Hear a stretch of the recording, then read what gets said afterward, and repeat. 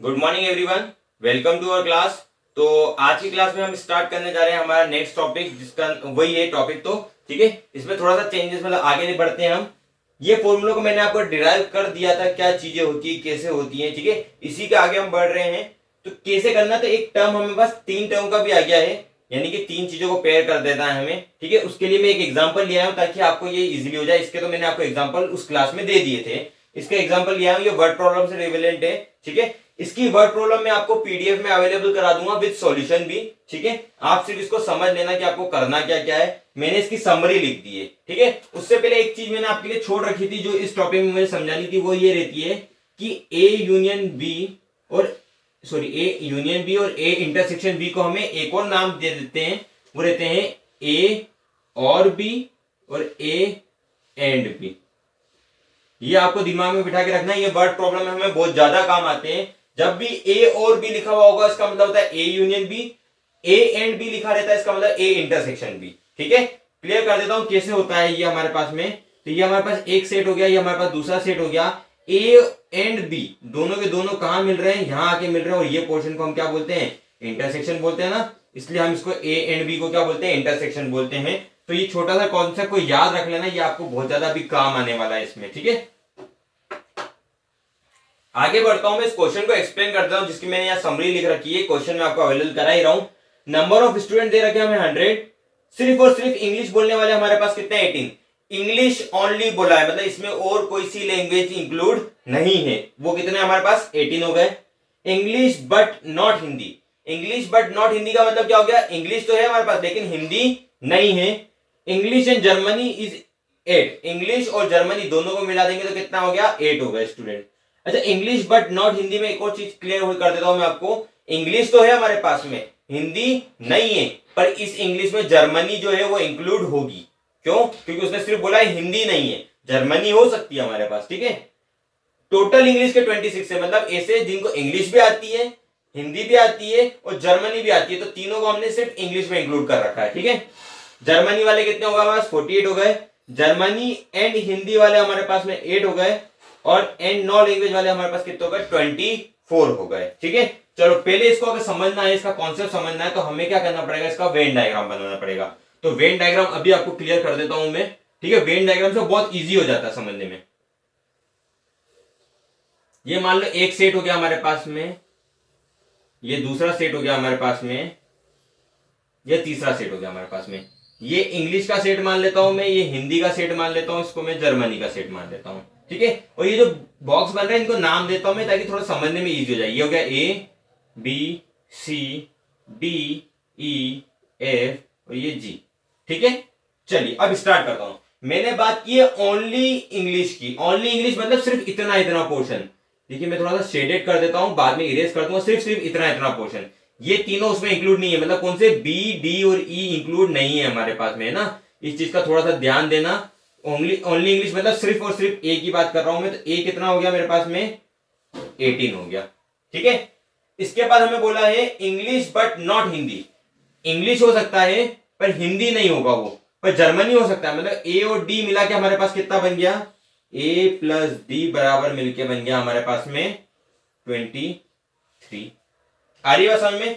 इसके बाद इसने क्या बोला, इंग्लिश एंड जर्मनी मिलके 8 है। तो देखो ये हमारे पास इंग्लिश का पोर्शन हो गया, ये हमारा जर्मनी, इन दोनों को मिला दे। एंड की बात कर रहा हूं मैं, एंड मतलब इंटरसेक्शन, मतलब ये बीच वाला पोर्शन हो गया।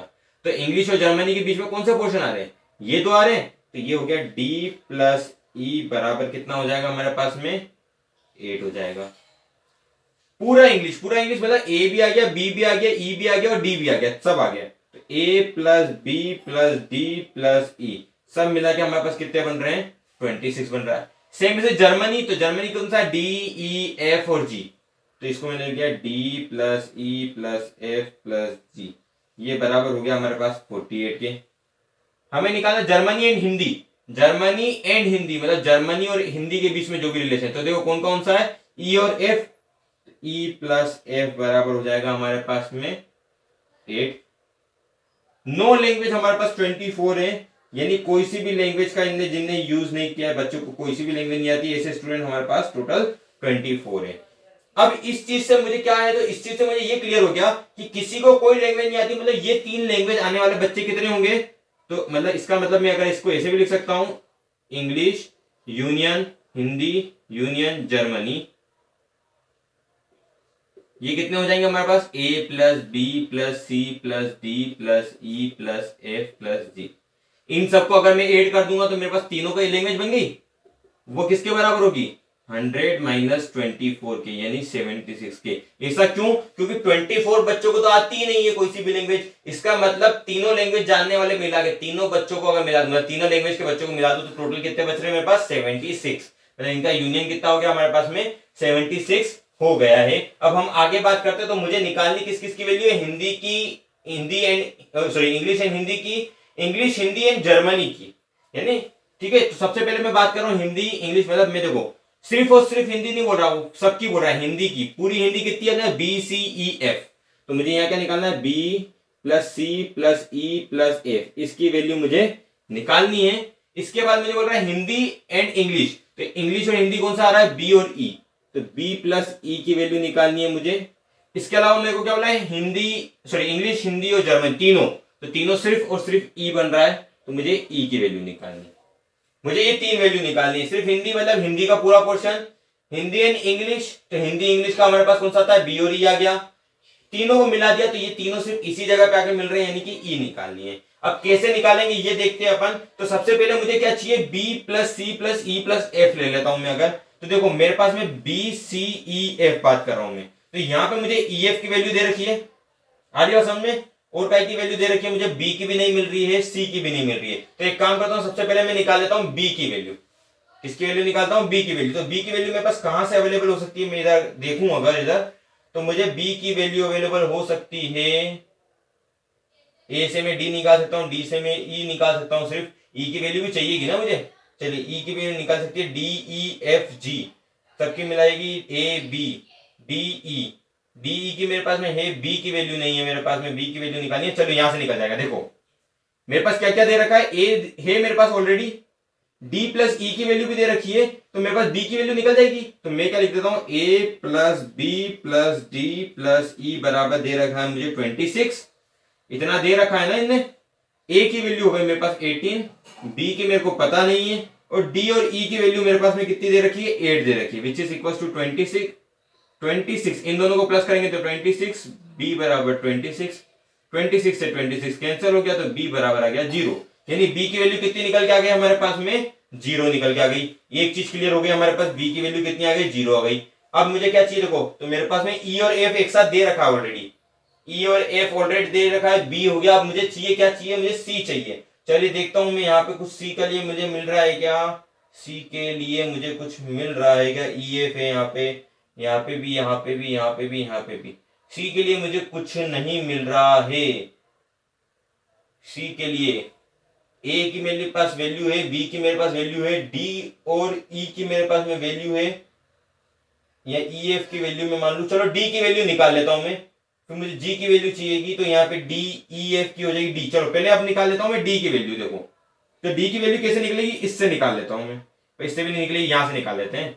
ए प्लस डी बराबर कितना दे रखा है, 23 दे रखा है मुझे। ए की वैल्यू हो गई 18 प्लस डी बराबर 23, तो डी बराबर मेरे पास कितना आ जाएगा, तो 23 में से मैं 18 माइनस कर दूंगा तो मेरे पास आ जाएगा 5, तो यानी कि डी की वैल्यू कितनी हो गई मेरे पास में, 5 हो गई। अब देखो मेरे पास ए की वैल्यू भी है, बी की वैल्यू भी है, डी की वैल्यू भी है, ई एफ की वैल्यू भी मेरे पास में है, जी की वैल्यू नहीं मिल रही है, तो जी की वैल्यू मैं यहां से निकाल लेता हूं। D plus E plus F plus G, E F की वैल्यू है मेरे पास में, जी की वैल्यू नहीं है मेरे पास में, डी की वैल्यू निकाल ली मैंने। तो देखो यहाँ पे यहां कर लेता हूं, चलो मैं, तो ये हो गया अपने पास में क्या है, D plus E plus F plus G बराबर दे रखा है 48 दे रखा है मुझे। डी की वैल्यू हो गई 5, ई और एफ की वैल्यू हो गई 8 प्लस जी बराबर 48, तो जी बराबर कितना हो जाएगा हमारा 48 माइनस का 13, यानी जी बराबर हो जाएगा मेरे पास में 35। हाँ 35, चलिए ठीक है। तो ये क्लियर हो गया कि जी की वैल्यू कितनी हो गई 35। अब मैं इस वैल्यू को यहां पुट कर देता हूं, मेरे पास में सारी वैल्यू दे रखी है, ए बी, यहाँ पे मेरे पास डी हो गया, ई एफ की मेरे पास ऑलरेडी है, और जी की मिल गई, तो इससे मेरे पास में सी की वैल्यू निकल के आ जाएगी। तो देखना कैसे आएगी, तो मैं सबको एक काम करूं, फटाफट प्लस कर लेता हूं। ए की वैल्यू मेरे पास 18 है, बी की वैल्यू मेरे पास 0 है, सी की मुझे निकालनी है, डी की वैल्यू मेरे पास 5 हो जाएगी, ई और एफ की वैल्यू मेरे पास 8 हो जाएगी, जी की वैल्यू मैंने 35 निकाल ली है। तो सबको प्लस किया तो 5 और 5 10, 10 और 8 16, यानी 26 का 6 कहीं लगा 2, 2 3 5 और 6 66 आ गई मेरे पास, यानी कि मेरे पास सी की वैल्यू कितनी आ जाएगी, 10 आ जाएगी। आ रही है बात समझ में आपको? सी की वैल्यू कितनी निकल के आ गई मेरे पास में, 10 निकल के आ गई, क्योंकि यहाँ टोटल 76 था, तो सी की वैल्यू कितनी आ गई, 10 आ गई। तो मैंने एक और चीज को निकाल लिया, सी की वैल्यू निकाल ली मैंने 10। अब मुझे चाहिए क्या था, B plus C plus E F. तो बी कितना है मेरे पास में, तो बी हो गया 0, सी हो गया 10 और ई एफ हो गया मेरे पास इतना। तो टोटल सबको प्लस करूंगा तो यहाँ आंसर आ गया मेरे पास 18। तो मेरे पास 18 आंसर हो गया। मतलब पूरी हिंदी की वैल्यू कितनी आ गई मेरे पास में, 18 बच्चे ऐसे हैं जो कि पूरे के पूरे हिंदी बोलते हैं। ठीक है, इसके बाद में मैं आगे बढ़ता हूं अगर, तो क्या है, इंग्लिश एंड हिंदी। अब इंग्लिश और हिंदी का क्या रहा है, देखो ये रहा मेरे पास इंग्लिश, ये रहा हिंदी, तो ये दो कॉलम कॉमन आ रहे, बी और ई। बी की वैल्यू मैं निकाल चुका हूं, ई की वैल्यू मुझे पता नहीं है। फिर एक और चीज आ गई हमारे पास में कि हमें ई की वैल्यू नहीं पता, हम अभी तक ई और एफ को साथ में लेकर चल रहे थे। चलो यहां देख लेते हैं, यहां भी हो जाएगा अपने पास में, वो तो जाना चाहिए, नहीं होगा। चलो ई की यहां से देख लेते ना, यहां से मुझे ई की वैल्यू मिल जाएगी, डी की वैल्यू कितनी है मेरे पास 5 है, तो ई की वैल्यू मेरे पास कितनी आ जाएगी, 3 आ जाएगी।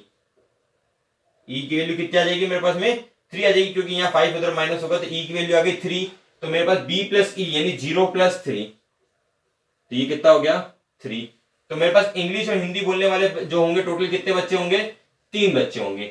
इंग्लिश, हिंदी और जर्मनी बोलने वाले अपने पास बच्चे कितने, ई है मतलब कितने हमारे पास टोटल 3 है। अभी तो हमने निकाली ई की वैल्यू ये 3। ठीक है, तो ये हमारे पास में ओवरऑल आंसर आ चुका है। ठीक है, इसका मैं जो है पूरा का पूरा एक पीडीएफ आपको अवेलेबल करा दूंगा, प्रॉपर सॉल्व किया हुआ। अभी मैंने आपको एक्सप्लेन कर दिया किस तरीके से करना है आपको। ठीक है, इसका पीडीएफ आपको मिल जाएगा। तो आज के लिए इतना ही, थोड़ा सा लंबा क्लास हो गया होगा, अच्छे देखना, पूरा देखना, क्वेश्चन समझ में आ गए होंगे, क्वेश्चन को सोल्व करने की कोशिश करना। नहीं बनते तो मैं बैठा हूं और भी क्वेश्चन में एनसीईआरटी के लेके आऊंगा। ये मैं एक एग्जांपल लेके आया था क्योंकि इंपॉर्टेंट क्वेश्चन है। ठीक है, इसलिए मैंने इसको आपके पास में लिया आया था ताकि क्लियर हो जाएगा। ये शायद एनसीईआरटी का क्वेश्चन नहीं, एनसीईआरटी बाहर का ही है। ठीक है, तो क्लियर तो हो गया ना आपको ये चीजें। ठीक है, हम मेन डायग्राम से इसे सोल्व कर सकते हैं, फॉर्मूले के मैं मेथड के लिए आपको अगली क्लास में बता दूंगा। ठीक है, तो आज के लिए इतना ही। Thank you, have a nice day, stay home, stay safe.